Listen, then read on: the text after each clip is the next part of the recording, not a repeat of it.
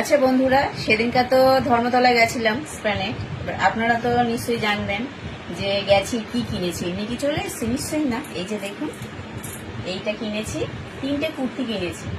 এটা হচ্ছে মেয়ের জন্য একটা, মানে এগুলো খুব কমেই পেয়েছি জানেন তো।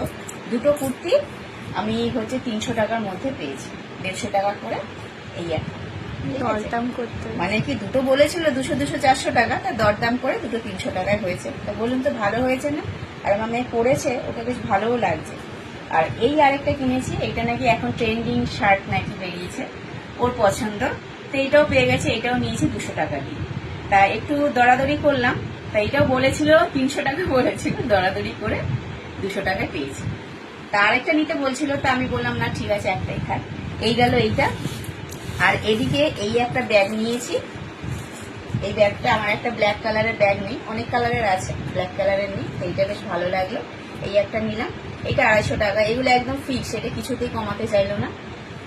আরেকটা নিয়েছি, এইটা নিয়েছি 100 টাকা। এইটা কি বলুন তো, বাজার টাজারে গেলে একটু হালকা ভাবে কম জিনিস রাখলে বেশ ভালো। এই একটা নিয়েছি, এইটা 100 টাকা নিয়েছে। এই 2টো ব্যাগ নিয়েছি। আর নিয়েছি কানের, এই একটা কানের নিয়েছি, এই একটা কানের নিয়েছি। এই 2টো কানে 100 টাকা। কি বলুন তো, আমি তো দাম শুনে অবাক হয়ে গেছি।